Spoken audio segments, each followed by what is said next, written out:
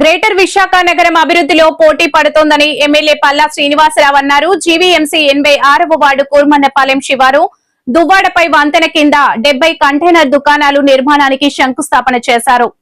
GVMC 86వ ward Kurmannapalem శివారు దువ్వాడపై వంతెన కింద 70 కంటైనర్ దుకాణాల నిర్మాణానికి శంకుస్థాపన చేశారు. ఈ సందర్భంగా జరిగిన సమావేశంలో ఆయన మాట్లాడుతూ 4 కోట్లతో కంటైనర్ షాపింగ్ మాల్ నిర్మిస్తున్నట్లు తెలిపారు. ఆశావహ వ్యాపారులు 33% చెల్లిస్తే జీవీఎంసీ వారు దుకాణాలను మంజూరు చేస్తారన్నారు. నగర వ్యాప్తంగా 3 చోట్ల ఏర్పాటుకు అధికారులు ప్రతిపాదించగా ఇందులో దువ్వాడ ఒకటని చెప్పారు. కూటమి ప్రభుత్వం వచ్చాక చేపట్టిన అభివృద్ధి సంక్షేమ కార్యక్రమాలను ప్రజల్లోకి తీసుకువెళ్లడంతో కార్యకర్తలు చురుకైన పాత్ర పోషించాలని సూచించారు. కార్యక్రమంలో మాజీ కార్పొరేటర్ లేళ్ల కోటేశ్వరరావు, వార్డు అధ్యక్షుడు నల్లూరు సూర్యనారాయణ, పలువురు కూటమి నాయకులు, జీవీఎంసీ అధికారులు పాల్గొన్నారు. ఇక్కడ నిర్మాణం చేయడానికి శంకుస్థాపన చేసుకున్నామండి. మరి దానికి విచ్చేసినటువంటి ఒకటి తెలుసుకోవాలి. ఈరోజు మనం ఒక ఆనందకరమైనటువంటి పని ఏంటంటే ఇక్కడ మాల్ చేసుకుంటున్నాం. సో ఎప్పుడు కూడా ముందు ఆనందం పొందండి, ముందు ఆనందం పొందాలి, తర్వాత ఇబ్బందులు అంటే లేవు. జీవితమే దుఃఖాలయం, జీవితం అంటేనే దుఃఖాలు. ఇప్పుడు కూడా సంతోషాన్ని ఎత్తుక్కోవాలి, గుర్తించుకోండి. సమస్యలు ఒకటి ఇస్తే ఇంకో సమస్య కావాలంటారు, ఇంకోటి ఇస్తే ఇంకోటి కావాలంటారు. సో ఎప్పుడు కూడా మనం ఉన్నదాన్ని ఫస్ట్ ఆనందించాలి. రెండోది 5 సంవత్సరాలు మనం పోరాటం చేసాం. దేనికోసం? అధికారం రండి, మేము కష్టపడతామని. అధికారం వచ్చిన తర్వాత ఎవరు కష్టపడాలి?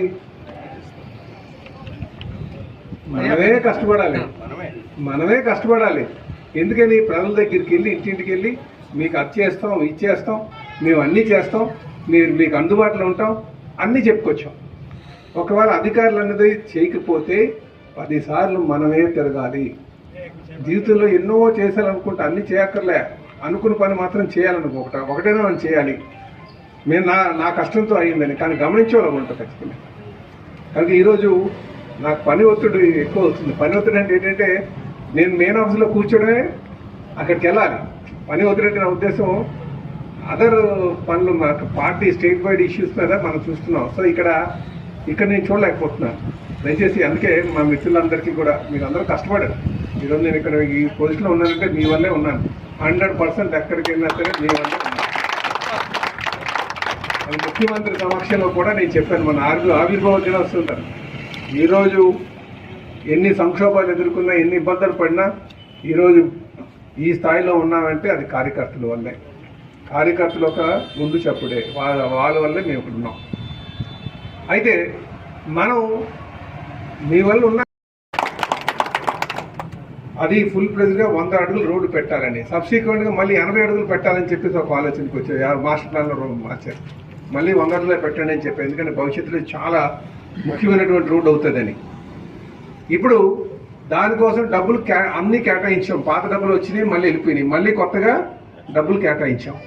కేటాయించిన తర్వాత ఇందులో 20 హౌస్ ఓనర్స్, ఎవరైతే సైట్ ఓనర్స్ ఎవరైతే ఉన్నారో, సర్వే చేసిన తర్వాత వాళ్ళు చూపిస్తున్నటువంటి డాక్యుమెంటు, వాళ్ళు ఉన్నటువంటి స్థలము సర్వే నెంబర్ టాలీ కావట్లేదు. అది నేను మళ్ళా అన్ని డిపార్ట్మెంట్లతో ముందు జీవీఎంసీ చేసింది, తర్వాత ఎంఆర్ఓ గారిని పంపించి వాళ్ళు చేస్తారు. ఇప్పుడు దీని పరిష్కారం ఏంటి? ఎప్పుడైనా సరే ఒకటి చెప్పిన తర్వాత హౌస్ ఓనర్స్ ఏమైనా ప్రైవేట్ సర్వే చేయించారా?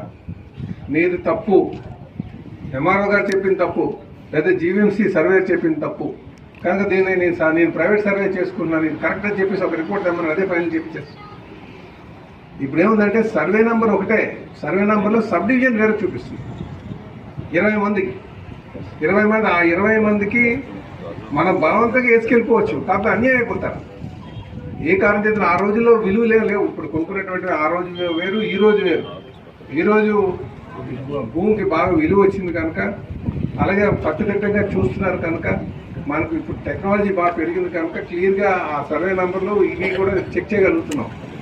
కనుక నేను మిత్రులందరికీ తెలియజేసింది, కుటుంబ సభ్యులందరికీ ఈ రోడ్డుకు సంబంధించి ఆ 20 మంది ఎవరైతే ల్యాండ్ ఓనర్స్ ఉన్నారో వాళ్ళ దగ్గరికి వెళ్ళి ఆ డాక్యుమెంట్లు అయినా సరే ఆ సబ్ డివిజన్ కరెక్ట్ చేసుకొని రావాలి.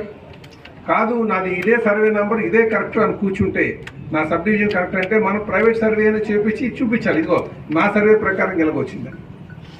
అదే ఆలస్యం ఇక్కడ అంతా. డబ్బులు ఉన్నాయి అయితే లాస్ట్కి ఏం చెప్పారంటే ముందు మీరు పార్ట్లీ చేసుకెళ్ళిపోండి, ఎక్కడ ఇబ్బంది ఉందో అక్కడ వదిలేసి చేసుకెళ్ళిపోమని. అందుకే అది అలాగ పాములా సాగుతూనే ఉంది, అలాగే సాగుతూనే ఉంది అలాగే. సో కనుక